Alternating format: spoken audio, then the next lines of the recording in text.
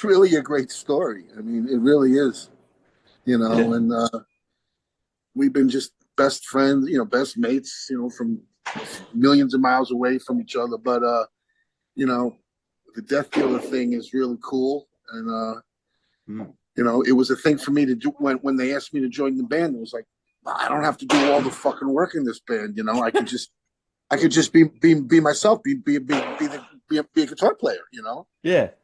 And so that's worked out. So we have an album in the can, ready to come out, and the new Dictators record is out. It's amazing.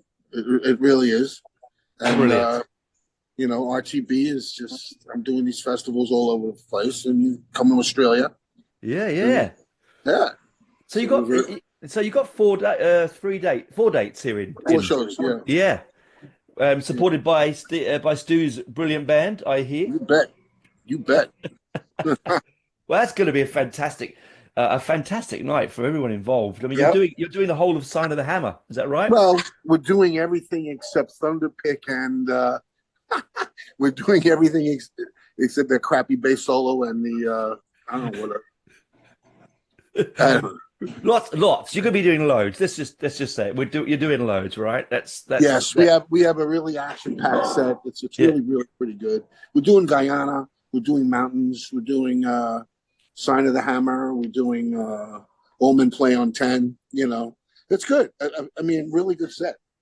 You know, Brilliant, brilliant. yeah, and And yep. it's just all good. I mean, every song we play is it's excellent. Well, of course. I mean, the history of your as a musician is so rich. From punk band to the loudest band in the world. Yeah, It's quite a journey. it sure was. I mean, I was always like the James Hetfield said. I was always like the heavy guitar player in the band. He said you were always like that guy. It's just I was always the guy like interested in like Eric Clapton and Cream, and I mean I lost track with Eric Clapton after Cream. I mean I just did. I said, well, what's the point? I mean, but Yeah, once you've done Disraeli Gears, you're really over. That's done. after Wheels of Fire, what are you going to do with Farewell Cream and Jimi Hendrix? That one summer really destroyed me. The summer of '67 when you had like Disraeli Gears, Are You Experienced, like the first Led Zeppelin album. I mean, I was like fucking 13 years old. It just, oh my god! I mean, what the? I mean, it really like. And I was away at summertime. I used to like flee the city to a summer camp where I used to. My parents couldn't afford me going there, but they could afford me working there. So I would work in the kitchen staff, but I had my guitar with me, and so all I did was wash dishes and play guitar. Well, what's wrong with that? Nothing wrong. Nothing There's wrong absolutely with nothing wrong. that. You And learn and to. lig on all the pretty young girls. Well, that's There's an right. absolute, That's you right. know, And campers. eat all the scraps in the kitchen. That's life, right? That's right. Yeah. So obviously you've gone back with Stu now, what, 15 years? Is that right, Stu? 15? Yeah, we go the Death Dealer story. Yeah, it's 15 years now. Bunch of albums, whole bunch of touring, and yeah, Ross knows. I started out a Blue Eyed fan, obviously, and we became buddies, which is great along the way. And the cool thing about Death Dealer, I think, from a guitar player perspective, is you get really two different players. Like Ross is the last of a breed. Mm. The last of the great guitar players, and BB King and his influences, and then he talks about when he was 13 listening to Hendrix. It's 13 when I discovered Ross, and Manowar off, Hail to England. So he's been one of my primary influences. So it's a great circle of musical love, I guess you call it, Mm. and deep respect, but a great foil for each other. So we've been really fortunate to gel as guitar players. Ross doesn't play with other guitar players in this way. So, for me, it's a dream, and still is. But it's a wonderful partnership we've developed. And, Death Dealer has its own thing. It's extraordinarily aggressive. Ross has an incredible musical palette. We're talking true punk, Mm. The originators, the real Oh stuff, the yes, the proper real stuff, stuff. the old Yep. school. Yeah. Yeah. And then, I'm going to embarrass Ross here, but the guy invented power metal. Like, No. Yes, he did. no one was doing it before battle hymns, and then he's sort of come out and now redefining it again. So very inspirational for me. He's also a friend, which is incredible, and yeah, he's bringing that to Australia. I'll mention these dates while we're talking about them. Yes, Is that let's do cool? that. Yeah, no, please So do. we like 1st of May, Thursday in Brisbane at the Crowbar. Um, the second, You we're guys in paid me, Sydney right? at the Crowbar. Yeah. The 3rd of May in Melbourne. We're playing Yep. at the Croxton, and then heading down to Adelaide for the final show, which will be great. So, if anyone's in those cities, those 4 cities, and you want to see an originator, get your ass down to those gigs because Yeah, it's going to be fun. you'd be mad not to go, man. I mean, not only is the support band a bloody cracker, but the actual headline is crazy. Um, Uh, I must say something that the my band that's coming mm, is. I mean, the last time I was there, I brought a really really good band. But I must say that this new band, this new lineup, with Dirk Schlachter from Gamma Ray on bass, the guy's wow. telling you, he's a fucking killer. He's a fucking killer. I mean, Mike LePond was a genius, really, Yeah. an amazing guy, amazing. But this guy is just, he's he's got the. I mean, he's got the tones, and he's got the. I mean, he's got licks. He's got freaking. I mean, he's got a set of hands. He's an unbelievable bass player, and Sean Elg on drums.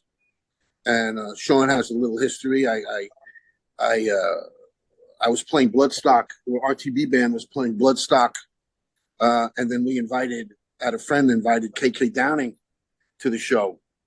Yeah, and he was Wow. retired. KK was retired. I said, I know KK. I said, well, why don't you fucking invite him down for a beer?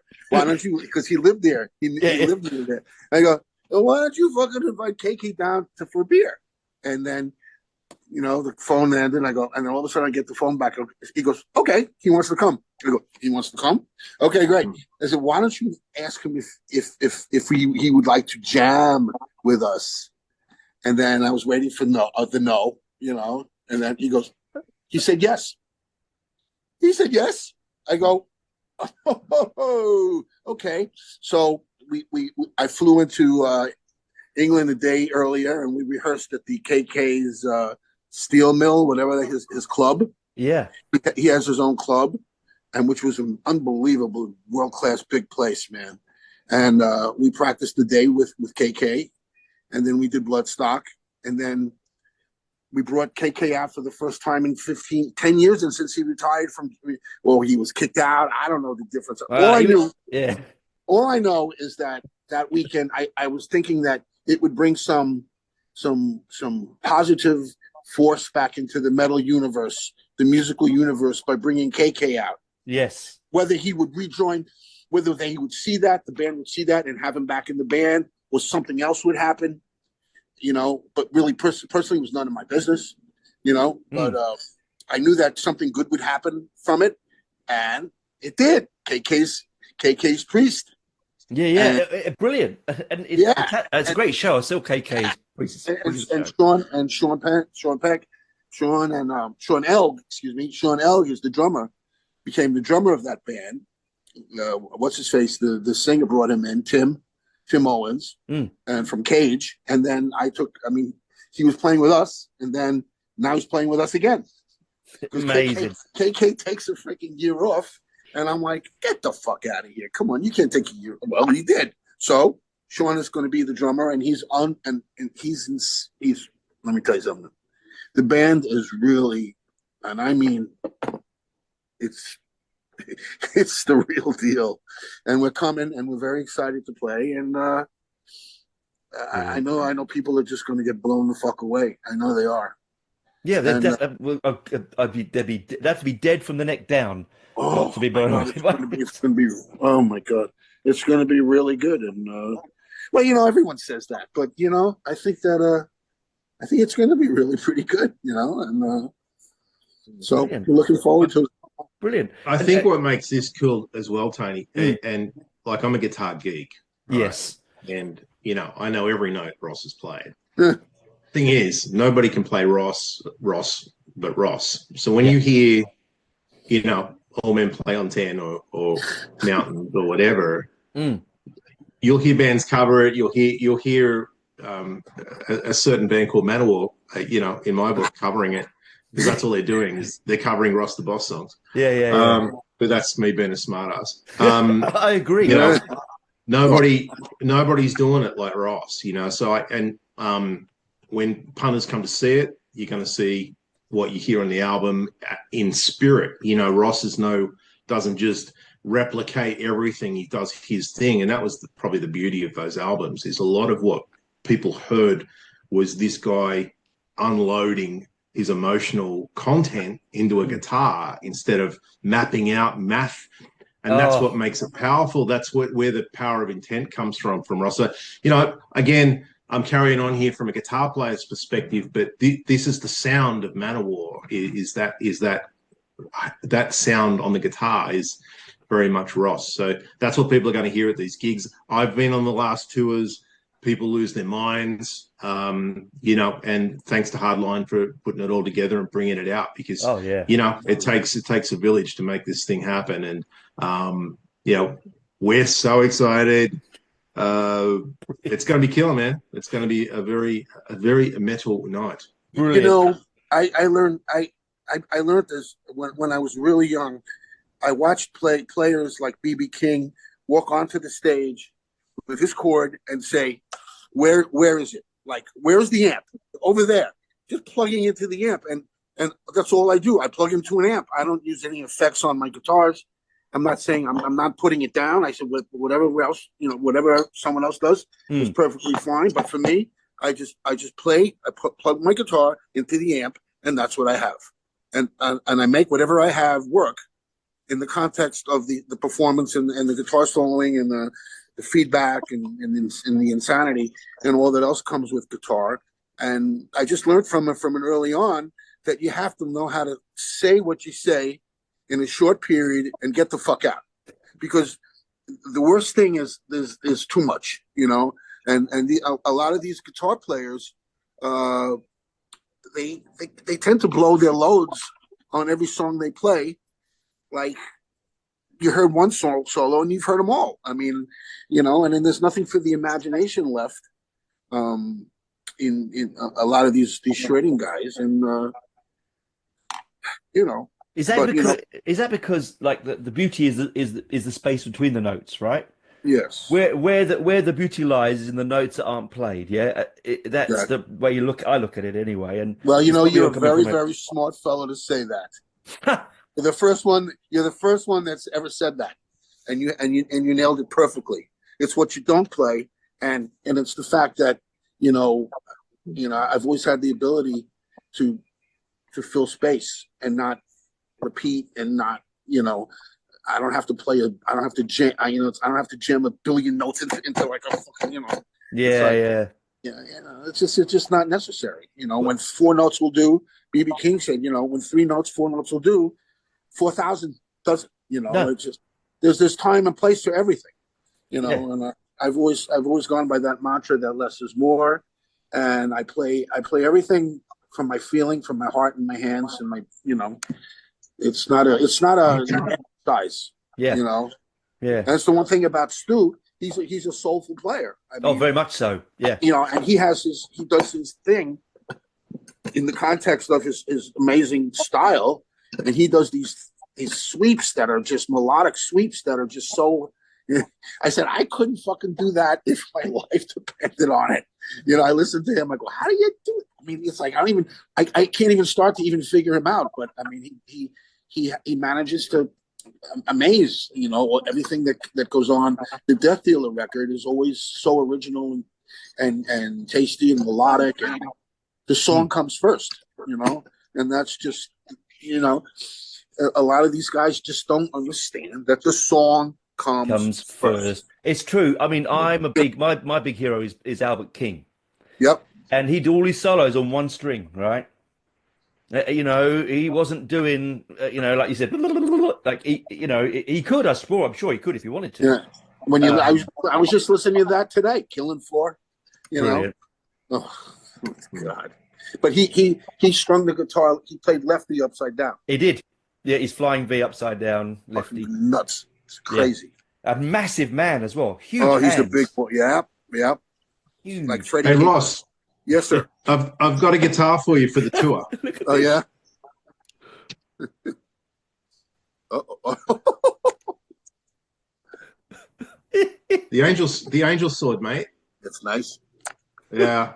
It's Nice to beautiful, look at. isn't it? You know, I don't know if I tour it, but it's nice to look at. Oh my. That's very nice. It's over the top. Yeah, ESP custom shop this one, so it is beautiful. But Excellent, excellent. yeah, bit of show and tell. Bit of show and tell. I've been getting Stu. I've been getting some from Epiphones. Oh yeah. I got this one. Oh, beautiful. Oh, It's my kind of guitar. nice. Yeah. Nice.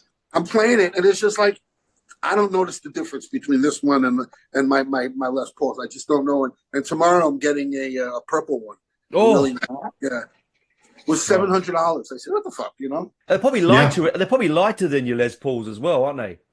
They're lighter, yeah. Yeah. That's the reason I went to ESP in the first place, because they were lighter. My shoulder was getting destroyed with my Les Paul Custom. I mean, it was just so fucking heavy. Because they're chambered, aren't they? The ESPs, I think. I don't know. Stu would know that. Yeah, the ESP stuff, it's usually thin, so it's a half thickness. Yeah. But yeah, look, Les Paul is a boat anchor. You know, they're amazing. It's like driving a tank. Yeah. Right. I love one. I've never played live. Fucking hell. Those are heavy guitars. They're heavy guitars. They are. Yeah. But I don't know. I don't really see. My first roadie in Manowar was this guy named Danny Barry, and he was Les Paul's godson. And I never said we used to go to Les Paul's house in Manowar, and Les would make us popcorn, and I was sitting there in the presence of absolute God genius. Oh my God. Yeah. Wow. Yeah. And and he showed me his log, and we went upstairs where he had all the guitars. He didn't have any of the 54 to 50 of the ones that are selling for millions of dollars, any of the Sunburst. I go, Les, how come you don't have any of the ones? He had all this New Orleans stuff that Gibson was making at the time in the 80s. He had all this stuff. I go, Les, how come you don't have any of the Jimmy Page guitars and stuff like that, the bursts? He goes, that's bullshit. They're all the same. They're all good. He said that. Oh my God. He said they're all good.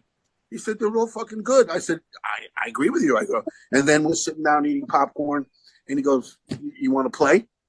He goes, I go, you want me to? I go, I'm like fanboy. I'm like, I didn't. Me play in front of you guitar? Me? Oh my God. And I did. Yeah. And it was.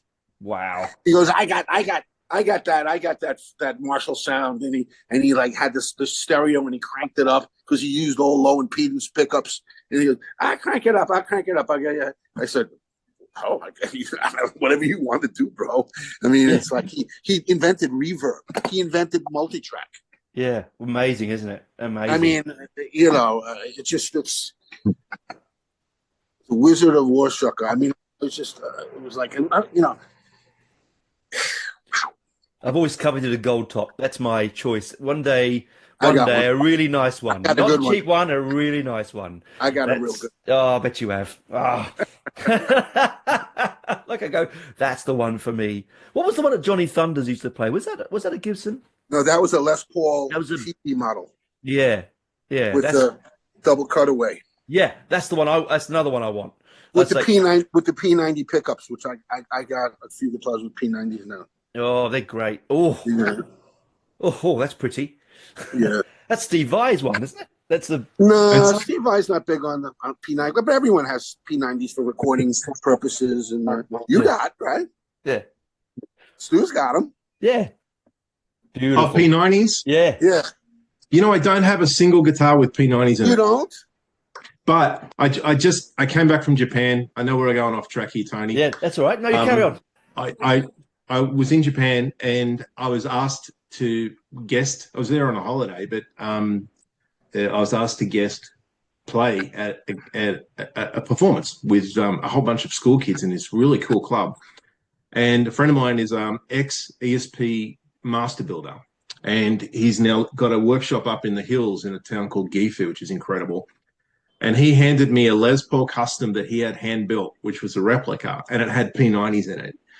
And I immediately just went, what are these? These sound incredible because they're so open sounding, but still heavy, but open sounding. But you know what I mean. So anyway, I'm going to be hunting down some P90s. The pure, you get the pure note. You know, you don't get the hype of the humbucker. I love P90s. However low impedance it might be, I find it amazing that those low impedance, the P90s and the low impedance pickups, they're really, I mean, you really get the sound of the strain. You know. And it's a whole mindset. So Ross, I have a question about I talked to Tony off camera about this.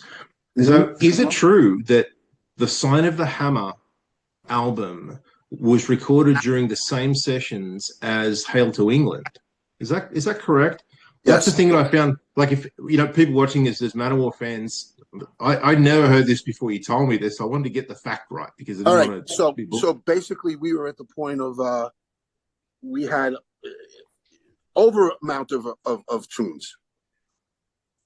If you ever could imagine that. I mean, Joey and I were like, we had a lot.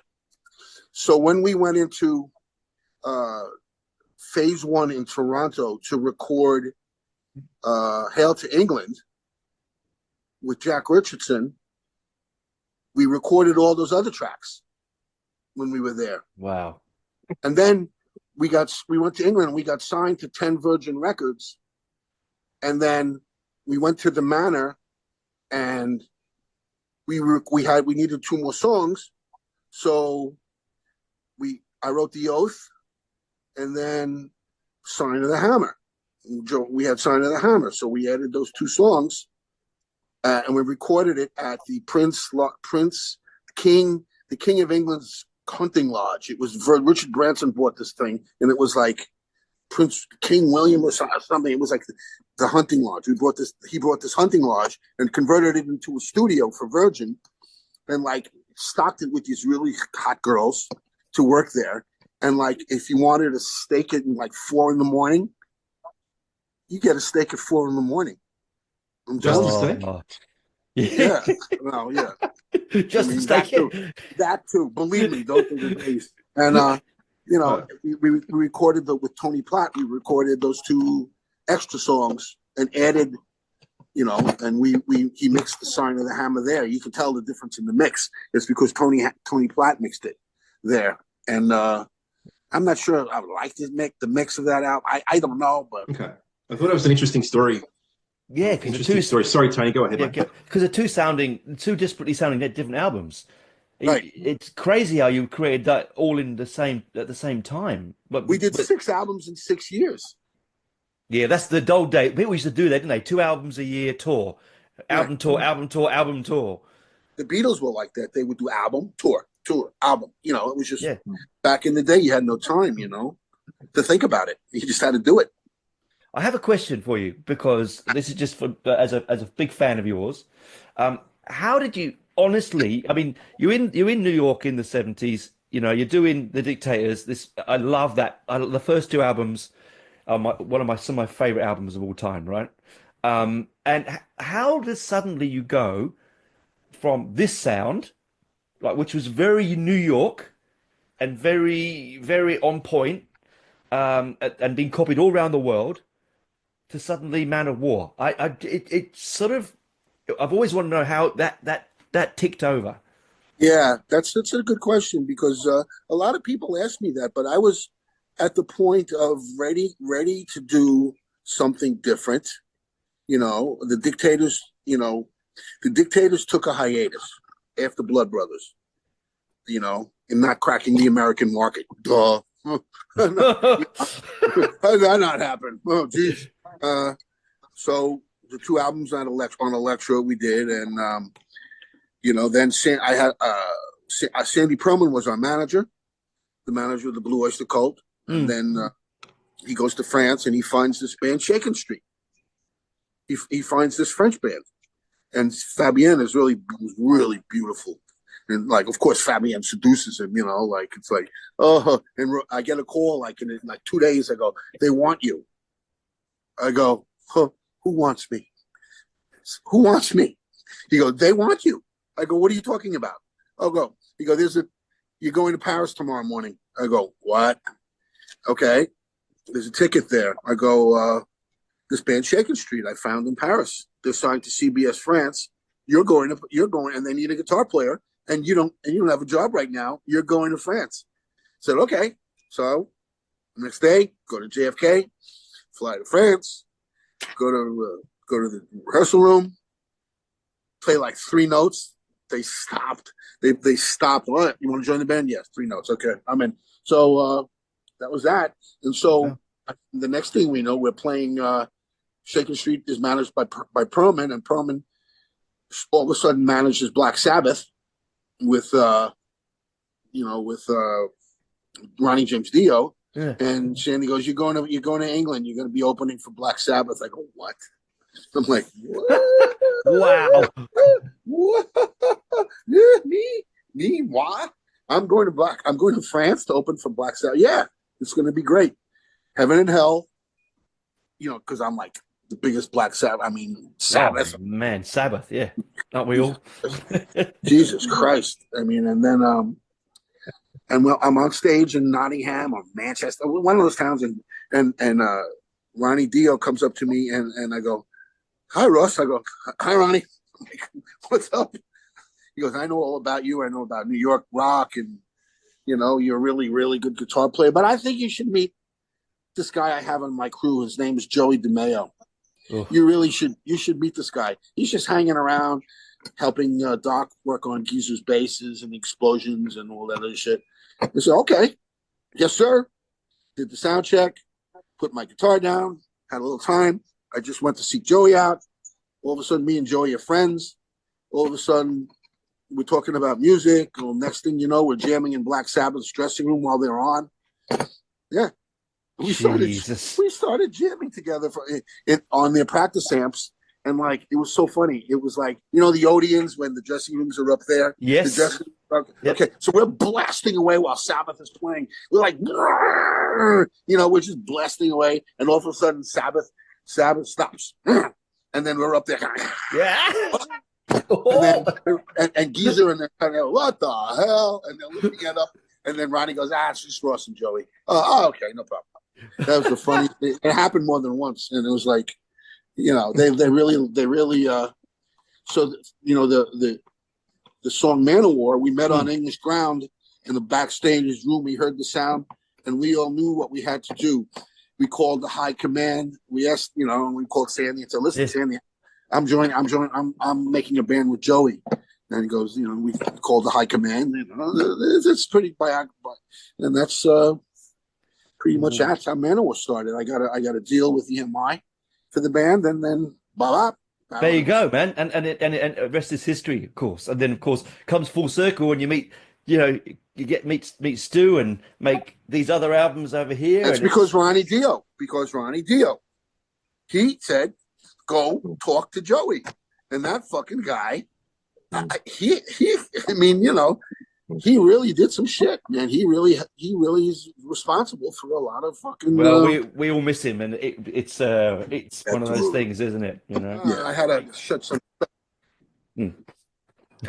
So a quick thing, Tony. Yep. So off the back of Ross's story about Ronnie James Dio, the first time I met up with Ross when we had connected for Death Dealer, we ended up going to the Rainbow Bar and Grill. And, you know, going to the Rainbow and, you know, this is really my first time meeting Ross, you know, as a bandmate as well. Yeah. I've got this photo here. I hope you can see it. I'll try and bring it in. So this photo is of me and Ross, and it was just one of those, just take a snap, just take a photo. And what's super cool, I'm sorry if this is really hard to see, but what you've got there is me and Ross, and over Ross's shoulder Yeah. at the top there is Ronnie James Dio Yeah. on the Yeah. right? Yeah. It's the Ronnie James Dio corner. Now, the cool thing about that is it wasn't a set-up photo, but the fact of the matter is no Dio, possibly no Manowar, possibly no me Yeah. as a guitar player. So it's kind of this weird serendipitous, you know, Yeah, like yeah, So he's the cool. student at the that was the front, great. the master Whoa. behind him, and then the god behind him. You know what I mean? So Wow. um, anyway, Wow. yeah. That's amazing. But isn't that, I think that's just, it's a story for the ages, guys. Like that, we live in a world now where we can connect with each other digitally and talk. I mean, I know if you'd said to me at 16, I would talk to Ross on a computer, another side of the world, I'm like, off. What are you talking about? Like, this is ridiculous. But then these things, you can do this stuff now, right? And so it's pretty amazing that you can make albums. I mean, when you record Death Dealer, you record it separately, obviously, it's different continents, and Yeah. then mix it. Who mixes it? Yeah, so in the past, the first two albums I mixed. Yeah. I did it all here. Ross has got a great studio in New York that he can access. We did spend a bit of time together in San Diego, going over parts and things like that. We all hooked up as a band and pre-touring and went through some songs. But this day and age, mate, there's no excuse. You can do world-class material on different continents. You just got to work with the right people. So I only did the mixing out of convenience. I never really enjoyed it. So the last album we had mixed by a great engineer in Melbourne, and he did a fantastic job. And yeah, Ross gets his stuff mixed in Germany and all over Europe, and yeah, it's a great thing. It Yeah, doesn't slow. There's no slowing us down because we're separated. We can No. catch up like this. And how many sessions have we done like this, Ross? Oh my God. that's amazing, isn't it? Isn't that wonderful? Countless sessions you could do. All right, let's work on a song. Okay, you do. How about this part? I'm Yeah. playing, and I send it in. How about this?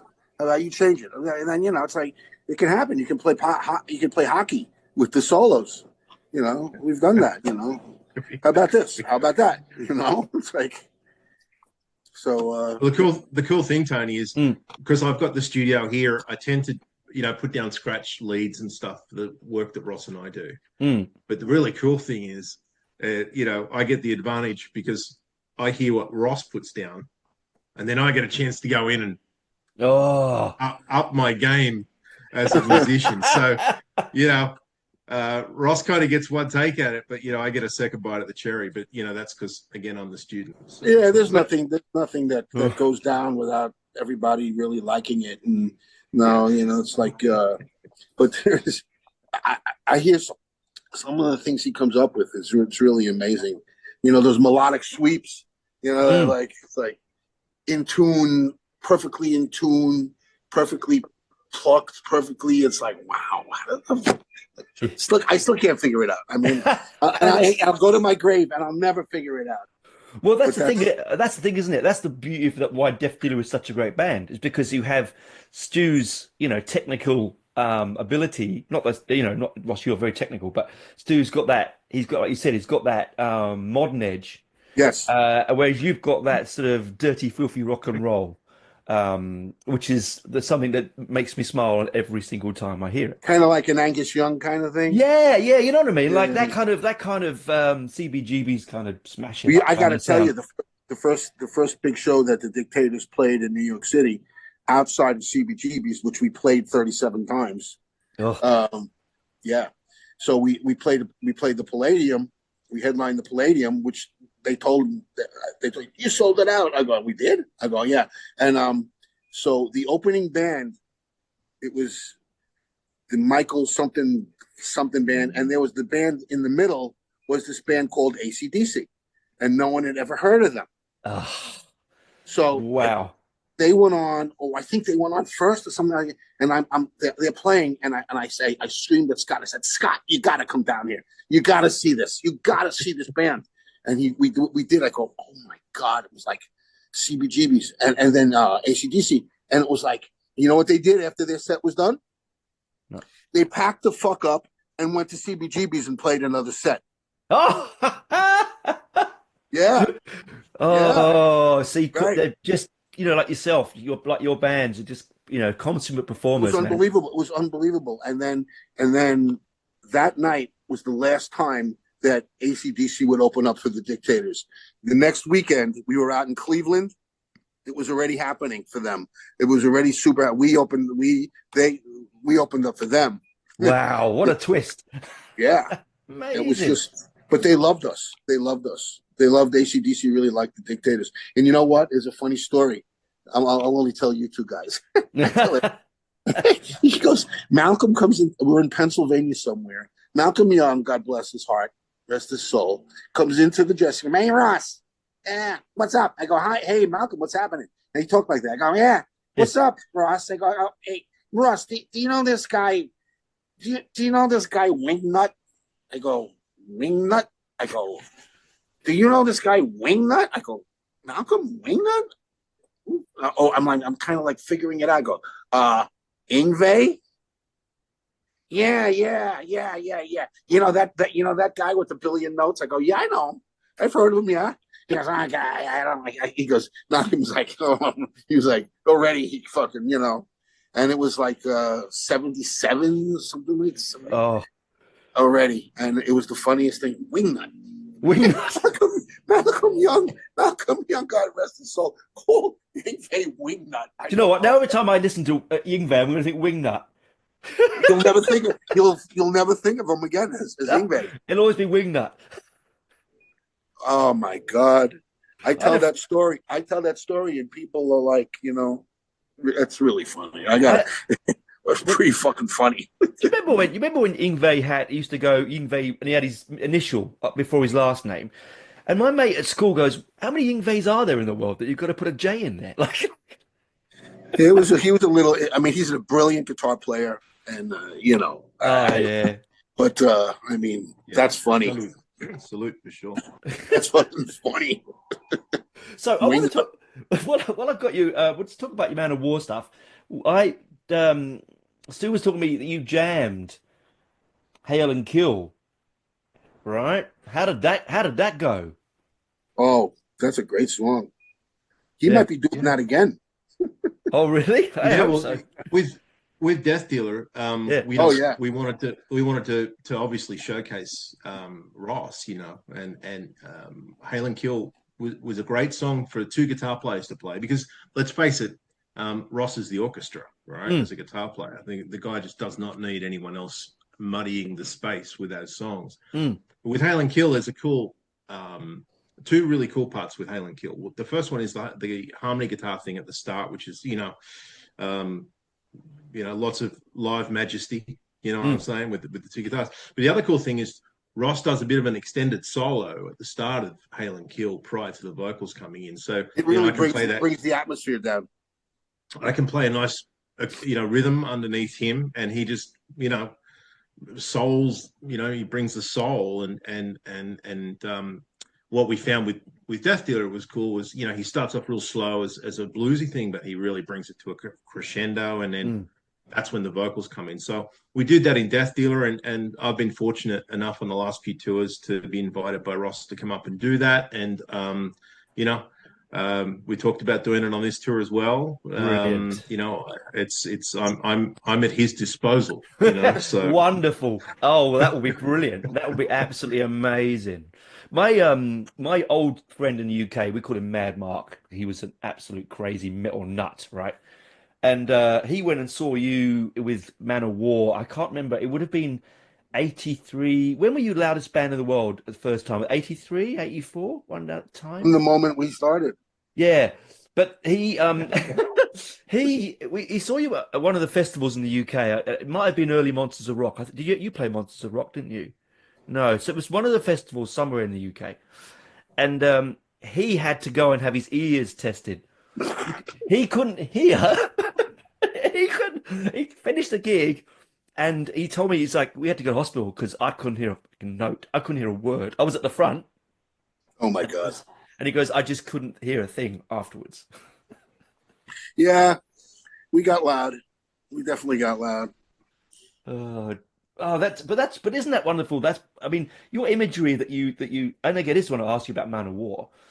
yeah, again, that going from that sort of punk ethos and that street sound, you know, with bands with songs like Master Race Rock and all that kind of stuff, which also is one of my favorites. How You did know, you? Yeah, I love it. How did you get to the image for Man of War? well, Joey and I wanted to do something bigger than life. Uh, you know, we had our influences with three-piece bands like Grand Funk and Mountain and Black Sabbath, of course, and you know, we had our definite influences, and I was very much I was a Wagner nut, you know, Richard Wagner. I was a freak, still am, you know, and we listened to that stuff all the time, and you know, it was like Wagner doubled the orchestra, doubled the bass, doubled the viola, doubled Mm. the brass, doubled that. I mean, everything was doubled. I mean, you know, with Wagner, everything was bigger and bigger and louder as far as the orchestras could get. And so you know, Manowar was like that. It was like, yeah, bigger the better. You know, we were like, we just let our imaginations run wild. And I had this guy at EMI, Bob Curry, who was my friend. His girlfriend was my first wife's best friend, and he just let me do whatever the fuck I wanted because he saw me with Shakin' Street in Blue Oyster Cult in Asbury Park, and he saw me play. And goes, someday, yes, I'm going to do an album with you, with me. You're going to do an album with me. Little did he know that first album was Battle Hymns. Yeah, wow, what an So, album! yep. And so that's how that thing happened. And Ross, am I right in also remembering there was a bit of a Conan tie-in, right? Like, Yes, big time, big time.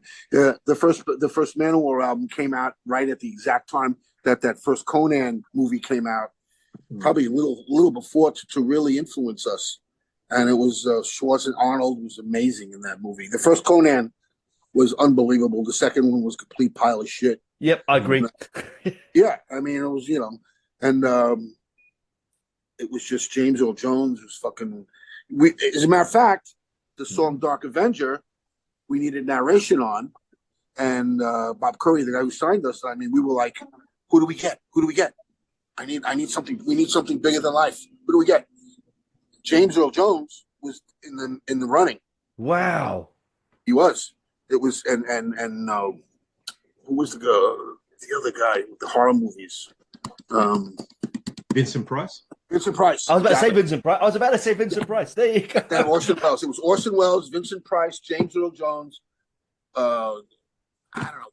I mean, those guys. And how do we do that? What do we do? How the fuck can we do? So Bob Curry, fucking great guy he was, looks up Orson Welles, guy's living in Las Vegas, sends him a message. We would love Mr. Wells, blah blah blah blah. It just so happens that the boys are in town, and he's coming to New York for the night of 1,000 stars, 100 stars at Radio City, right? He's going to be there, and the whole thing lined up. It was like, so we rent Media Sound on 57th Street, and we send a limo for Orson. He was in town. He goes, and this guy Orson Welles gets out of the limousine, and women with mink coats. Back then, the women just dropped. It was like Elvis walked out. It was like Elvis Presley walked out onto that street with Orson Welles. They knew. I mean, it was like unbelievable. They had to take him. We had to take him up through the freight elevator, but he's so big. But that being said, I mean, and then it was like Orson Welles got there early, and Joey and I got there, and like we got into the studio.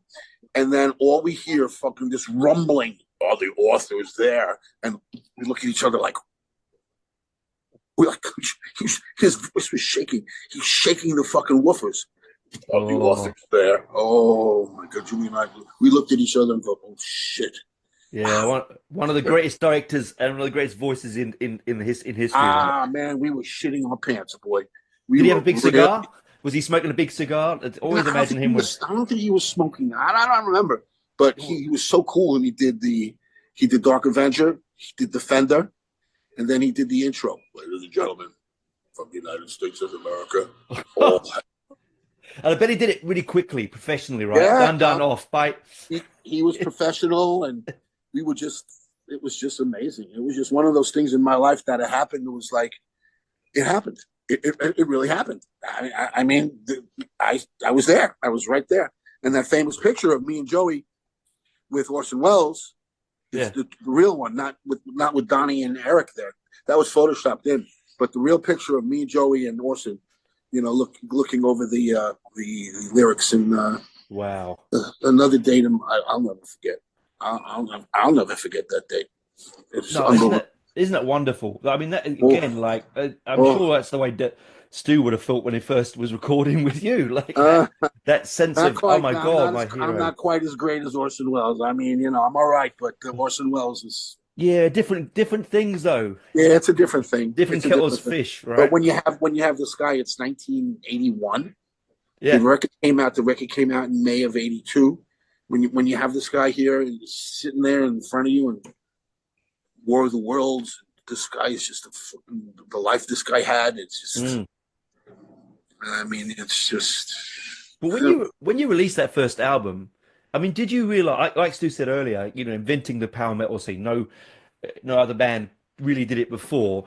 Was there did you go, we're going to try and make a different sound, or was it just something that happened? Like you weren't going, we're going to create a sound. No, it was nothing done on purpose. It was just the way it came out. It was just the way it was. The fact that we did epic songs and we did rock songs. It was always the template that we stayed with for the 6 albums that I was on. It was always the longer Battle Hymns and Dark Avenger, and then we had Shell Shock, Man of War, Fast Taker. You know, Mm. so we stuck to that formula for 6 records, and then all of a sudden we didn't, and then I wasn't there. So Well, they're lost. That's all I'm going to say, Ross. But They're Tony, lost. I can see comments, people underneath going, Manowar didn't invent power metal, like Rainbow, and it helps. I've done a deep dive. Like power metal's my world. Mm. Yes, yeah, I think bands like Rainbow and Dio, early Dio, and really got things going with dragons and Mm. fire and brimstone and different, but there's an intensity to the first Manowar album that just didn't exist. And Yes. I think it's a very American thing too. It's American metal, and keen listeners of the first album, when you listen to Ross's tone as well, it's a very rock tone. It's yeah, a very AC/DC tone. It's a yeah. very clean, powerful tone. I think one of the most underrated vocalists of all time is Eric Adams. In my opinion, I think he developed the greatest heavy metal scream of all time. Mm. Yep. And I think Eric's intensity, the lyrics, and the combination of those 4 human beings was a point in time that created the power that wasn't all about distortion and sonics and even the drum sound. I Mm. know Ross has told me, people have asked for years, why don't you re-record the drum sound or make the drum sound different? And it's, hang on, Why? Donny Hamzig's drums on that first album, as small as they might sound, create the clarity and the power for those whole songs, for the intensity. So again, I want to clarify what I said. I Mm. still believe Ross defined an entire genre from scratch, but Yeah. again, it was Dio that brought it together, and Dio's who I'm referencing as probably the founding father of power. Mm. Yeah. But the thing about Dio is Dio. This is for me as a discussion point of view. When I'm thinking off the top of my head, I always think Dio is the next logical step from Deep Purple and from that kind of big rock sound with a lot of blues-driven background to it. He just, like you said, he just added on those sort of imagery that power metal then sort of may have come up. But I definitely agree that yes, Dio was one of the founding fathers. But Oh, Man of War is the one that everyone remember. I wouldn't call. If you were asking me the metal band, I wouldn't have said Dio. I genuinely would go straight to Man of War. Most of Well, the it's time. it's the true power, right? Yeah, that's right. And Yeah. I take metal very seriously. Mm. I know, people, can sometimes look at metal and sort of, they like the humor in it and the giggle. I'm not about that, No. right? It's a very powerful musical force in my life, and Mm. I don't laugh at it. I don't joke with it. Right. I respect those that do. There's Yeah. bands out there that do all the funny stuff.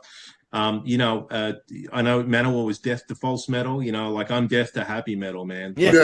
Like Yeah. I just want fist in the air, foot on Yeah. the floor, kicking Yeah. ass, all Yeah. that, and that that's just what I never found Manowar funny. I found No. Manowar a force of personal power, Yeah. Yeah. and Agree. I think for fans of Manowar, that's what power metal is Well, It's a very, band yeah. of I yeah. think a lot of people found our outfits funny, found our shtick a little, cheap. At one point, it was cheap before we got money for real outfits, because we had to do a lot of that ourselves, self-financed, and I don't know. I think if you take the whole thing as it is in Battle Hymns, how we went into Glory Ride. I mean, I think Into Glory Ride is a pretty impressive record Yeah. if you really think about it. I think it's very Wagnerian. It is. It is. It has that in sort of Germanic intensity in a way that, like you said, the other bands probably weren't doing. It has that pomposity without being self-deprecating. Deprecating. Yeah. It's pomp and circumstance, but very heavy. Like when you think of a track like Hatred, I Mm. mean, Yeah. it's pretty serious. Oh my God, yes, yeah, yeah. Mark, that's the only track Mark wants to do now is Hatred. So, what's it?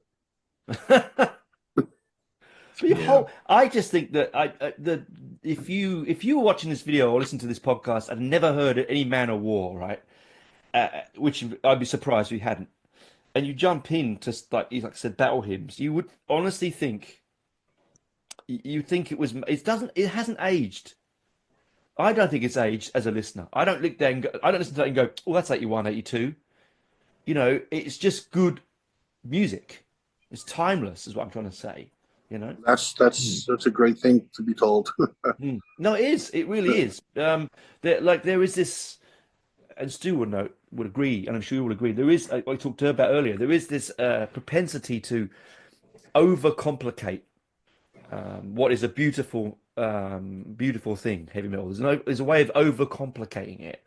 And that itself ages it. If you listen to albums from the early 2000s, they feel like early 2000s. I can pick them. You go, yeah, that's 2000, that's 95, that's 97, whatever. But you listen to stuff from the early 80s like yours, and you can't do that. It's impossible to pick what era it comes from because it's timeless. I mean, I feel that way about Sabbath. I do. Oh yes, It's a timeless band. I have to admit my favorite Sabbath lineup is Tony Martin. And I know people look at me and they look at me in a funny way when I say that.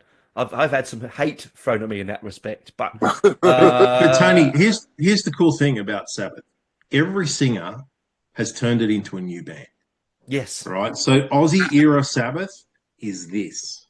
And then my favorite era is with Aussie. But they're a different band. Different band with Dio. My favorite singer's with Dio.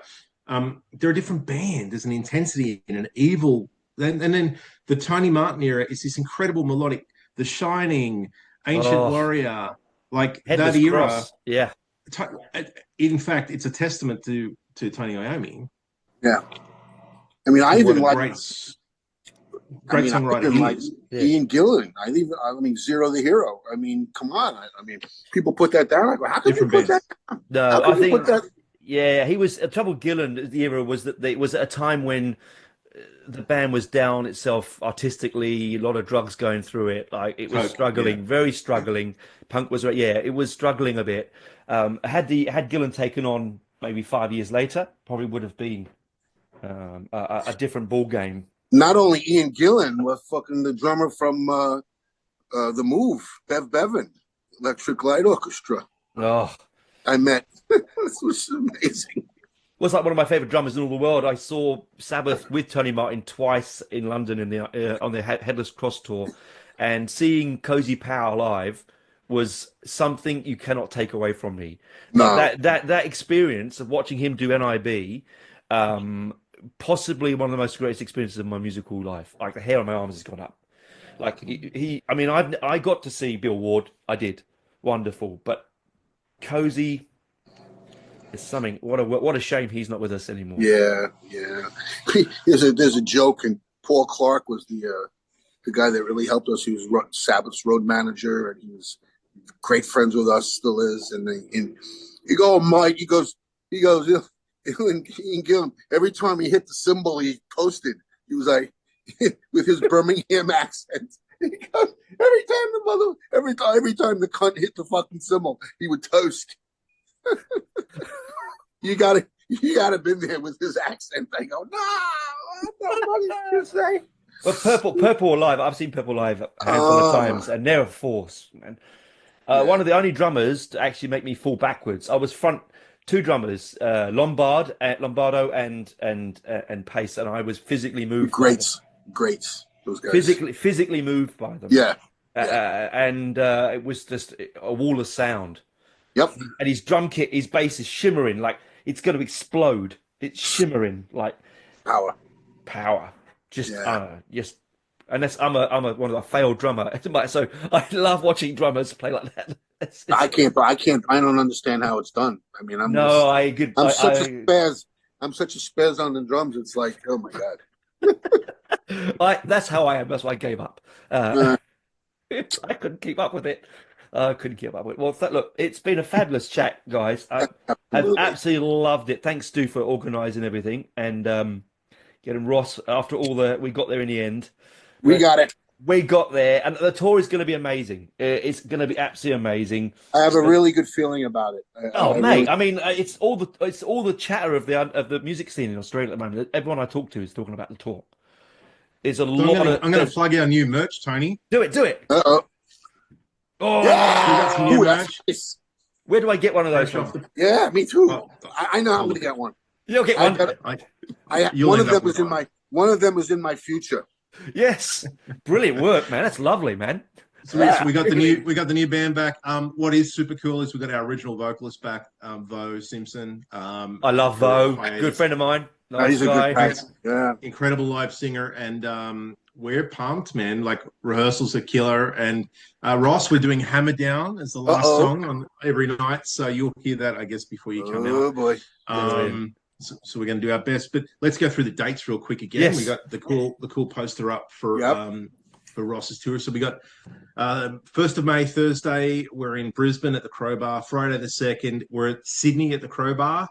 The cool thing about this tour is there's meet and greets. So anyone watching this, you can meet the master himself. Yeah, bring amazing. some stuff down to get signed.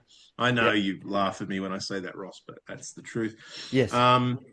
Saturday the 3rd of May, we're at the Melbourne. I think Melbourne might not be in existence after that night. I think that city is gonna fucking. Oh my god! And then Sunday the 4th of May, we're at Adelaide at the Gov. Yeah, great venue. The Gov. Definitely. Yeah.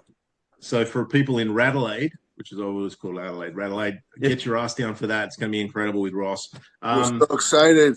Oh my god! It's brilliant. Be a great night of metal. It is, and you know what? For a handful of dollars, it's ridiculous. It's not like this is what you would experience for the cost of the ticket. Is ridiculous because we here in Australia we don't get to see people like Ross that often. We're not Europe or America, so take as much advantage of it as you can. I know you'll be packed. It will be absolutely. I will. Whatever's there, it's there. I have no control of who comes, but whoever comes, we do the meet and greet. I will sign everything. I will shake everybody's hand. I will do whatever it takes to make everybody so happy, and that's the way I am, and that's the way I'll always be. And then I was even criticized for that with Joey DeMeo. He said, "Why are you so giving?" I said, "Because they're giving all to us." Mate, well, without them, you're not there. At the end of the day, these people make us. It's the least I could do is be nice. Very nice. I do. Look, Ross, man, you can tell you're a decent human being, and that's the whole point, right? Army of Immortals, baby. That's it. Immortals. Yeah. It doesn't. Yeah. Thanks, Tony. You're a great guy, Tony. Great interview. I had a lot of fun. Appreciate you, man. Well, it was a pleasure. It was a really pleasure when you asked. Like, yeah, I'm there. Like, you can't ask me twice. I not only just talk to you, Stu, because I love your stuff and I love you, but to talk to Ross. You Man, should check out the new Dictators record. It's really great. I am absolutely going to. I just bought a reissue of the first album only last week. Yeah, but on pink vinyl. It's like, yeah, I have to have that. Oh yeah, very much. The new one is awesome. The new one is really great. Is it? Well, I'm going to go and do that. That will be. Is it out now? Have I missed that? Yeah. All right. Deco Records. All right, I will be there. Hey, look, if we're plugging product, we've got a new Empires of Eden album That's out right. too. By the way, Ross, that is a brilliant album. Yeah, that is a God's honest. It was my favorite album, power metal album of the last 5 years. I loved it. It's so textured. It's so layered. It's so. We're just whores, aren't we? We're whores. Whores flogging our wares. But why not? Nothing wrong with that, right? Hey, sell. Here's my shirts. Here's my CDs. Hey, come on down. Bring your truck. Bring your trailer. Just whores. That's such an Australian. Right? Where'd you get that T-shirt, Stu? EVH. Where'd that come from? Oh, I bought this in the States when I was there in November from Guitar Center. Yeah. But I think we can get them online. God rest EVH as well. Yeah. Yeah. Everyone, I mean, all of our generation, you and I still are the same age, and his Frankenstein guitar is one of those ones that we saw as teenagers, and we're open up Kerrang or Metal Hammer, and we go, right, drooling over, Well, that's why. The obsession continues. My brother, I told you a story before. My brother saw Van Halen with Iron Maiden before both bands were signed in North London for a 50p ticket. And to this day, I go both of them, and I'm like, "You fuck." He's yeah. What was that? What year was that? 76? 78, 79, around that time. Yeah. Oh God. And I remember because he goes, "You won't believe that." He told me years later, because I was too young. I was we would have been 5 or 6 at the time. But he was like, "Yeah, no," because I was wearing my Maiden shirt. He goes, "Yeah, saw them, and they were pretty good. Pretty good." They might have a future. Yeah, they might have a future somewhere down the track. Well, thanks for coming on, guys. Thanks for chatting. I really appreciate it. Enjoy your Easter. Hope it's peaceful, and you're busy and do lots of recording, and obviously practice for the tour. Lots of practice for the tour. We'll be good. Don't worry. Oh yeah. I know. I know that for a fact. That's definitely going to be like. There was no. We were just in. We did Denmark. And we just did 3 shows in Turkey. Turkey, what a place to play! Wow, fantastic! Obliterated. It was great. We did Izmir, we did Istanbul, and Ankara. It was great. Wow! It's like it looked like Long Island. I was like, what is this? This looks like New York. Serious? It's fantastic. And you get to see the world. Yeah. Well, I hope you get to see a lot of this country when you're here. I hope you get some time to see something, catch up with Stu. I love Australia. Yeah. I love it. Yeah, it's a beautiful country. I wouldn't live anywhere else, to be honest with you, and that's the truth. Yeah. Anyway, who blames you? Yeah, well, exactly right. Anyway, thanks for coming on. I'll edit, mix, and do all this bit and stick it out soon. But, thanks for chatting, and I'll see you at the gig. I'll hope you to be there in Sydney. So. You make sure you get backstage and say, hey. I will bloody try, yes. Indeed. If not, I'll be very upset. All right, no, I'll be there. Yeah, Tony, I'll coordinate. Stu will do it. Yeah,